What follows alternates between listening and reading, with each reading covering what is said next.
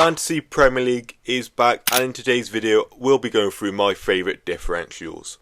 Before we get into this video, be sure to like and subscribe. I am trying to hit 250 subscribers before the start of the Premier League season, and anything you can do to help me get that goal will be greatly appreciated. If you are interested in being in my mini league, the code is on the screen right now, or you can click the link in the description. And also I do post FPL content on Twitter, and if you are interested in that, be sure to have a look. Today we're going through my favourite differentials for FPL 25-26, and let's get straight into it.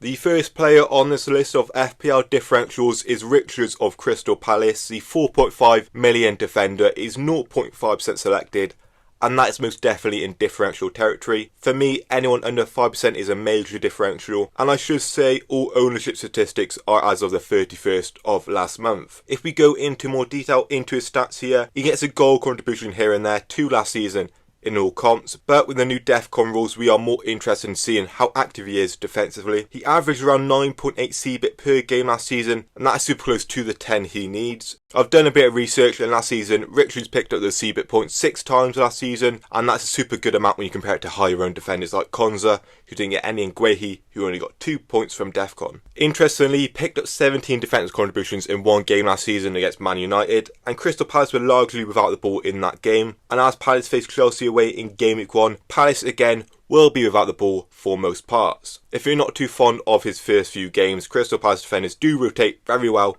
with Nottingham Forest defenders, so you could bring in Aina, Milenkovic or perhaps Murillo.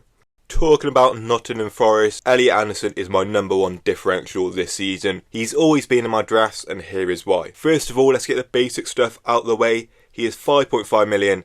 A more defensive player that definitely looks good going forward, and he is around 2.9% ownership. That number has been creeping up recently. He was at 2% 4 days ago. Of course, as previously stated, Anderson is more of a box-to-box midfielder who does a lot of defensive work. Well, last season, again, if defensive contributions were a thing in FPL, he would have been one of the players to benefit the most from that rule. Last season in the Premier League, Anderson averaged around 13 defensive contributions per game, and it definitely promotes the use of Anderson in FPL. 8 goal involvements too for Anderson last season, and I expect that to creep up again this season. He has been getting better and better every single year. He is the best 5.5 million midfielder for me. I can genuinely see him being one of the biggest price risers in FPL this season. We have another 5.5 million midfielder here at 1.1% ownership in Arias of Wolverhampton Wanderers. However, he is more attacking minded than the players previously mentioned. If you played Club World Cup Fantasy, you should know all about this guy. He was phenomenal in that tournament for Fluminense. The Colombian has picked up 16 goal involvements in 2025 for Fluminense, and I'm pretty sure he was on all set pieces for them. I do remember that from the Club World Cup. He did score a free kick in that tournament, so that would make sense. Although he seems to be a bit more of a playmaker than a goal scorer, his 16 goal involvements are split between 4 goals and 12 assists. The game week 1 fixture for him literally couldn't get any worse, as he is playing Man City, but he will be a good option in future game weeks. My next differential back in defence is Dorgu of Man United. He is 4.5 million and around 3% owned. He is primarily played as a wing back. He's a very attacking wing back. Of course, that means he is going to get a load of goal contributions, hopefully, this season. In Man United's most recent pre-season friendly, they faced Bournemouth. They battered Bournemouth 4-1. But more importantly, Dorgu got goal and assist, and that is very promising. He is not a player that's going to get you a load of defensive contribution points, but with Man United looking to improve on a pretty poor 24-25 season, I can see Dorgu being a more popular pick in weeks to come. Let me know what you think. There are not many differential forwards in this game, but Krupi Jr. could be that man if he is to get regular minutes. He is a 4.5 million forward, so insanely cheap for a forward, and around 2% selected. He recently joined from Lorient, who are a tier 2 French side, and he scored a load of goals there, 22 last season, and he converted all 6 of his penalties, and that screams to me that he is a confident penalty taker, and may be the designated penalty taker for Bournemouth this season. Liverpool away is of course very tough for Bournemouth in game week 1, but it is the opening game of the season. Anything can really happen there. He is one of the best enablers in the game, and if you were to pick him, you have so much money to spend elsewhere. Another 5.5 million midfielder here in Adingra of Sunderland. Sunderland have been doing some pretty good business in the transfer window. with Adingra proving that. He should be nailed for Sunderland. He has previous Premier League experience with Brighton and has looked promising in pre-season, scoring against Hull City. Sunderland's first few games are very good too, West Ham at home and Burnley away, and that does justify picking Adingra as a differential. He is from the Ivory Coast, so he may well be playing in the African Cup of Nations, so that is something to be careful about. But overall, I think this is a very good attacking midfielder option. Moving on to Nico Williams, the Nottingham Forest defender. 2.5% ownership and he's 5 million. As I said earlier, Forest defenders do rotate very well past defenders, so Lacroix, Guehi and of course Richards. In the first few games you'll have defender playing against all of the newly promoted sides, so Burnley, Leeds and Sunderland, and of course that is very good.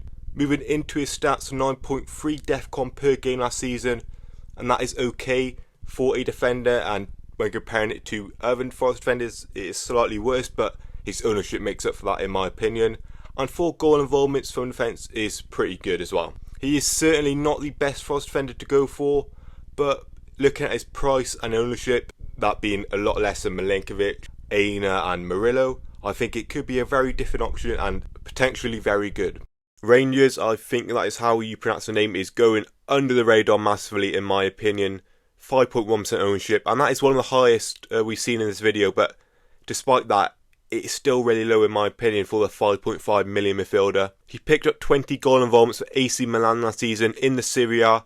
That is an insane amount for a midfielder, and only 5.5 million. 16 of those 20 goal involvements being goals too. He averaged 8 defcon per game, and that isn't the best, but some games you may see him getting those bonus points, and of course that is a really good bonus alongside his goal potential. However, of course, pet roulette is massive in this game. It always makes me want to avoid Man City assets, but honestly Rangers has been tempting me with his goal tally.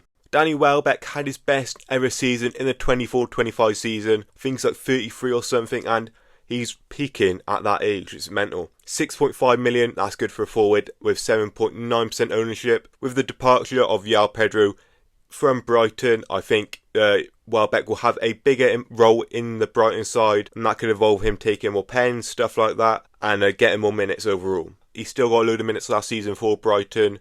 He didn't miss many games, and his goal tally says it all. He probably is the best 6.5 million forward in the game, and at 7.9% ownership, I think it is a good differential to go for. If you played Fantasy EFL last season, you definitely know who Maxime Esteve is.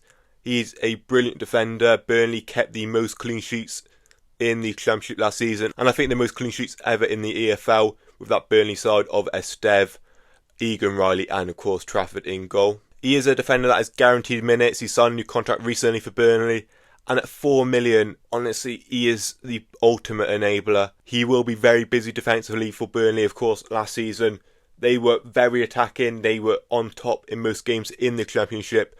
It won't be the same this season, so we will see him being more involved defensively, and of course that means he'll get more defcon points than he did last season. He is the highest owned player in this video, but despite his 9.3% ownership, I still don't think he is a differential, because most people will be having him on their bench, and that's fair enough. But if you're using the bench boost in Game Week 1, I really do think he is one of the players you should be targeting if you're using that booster.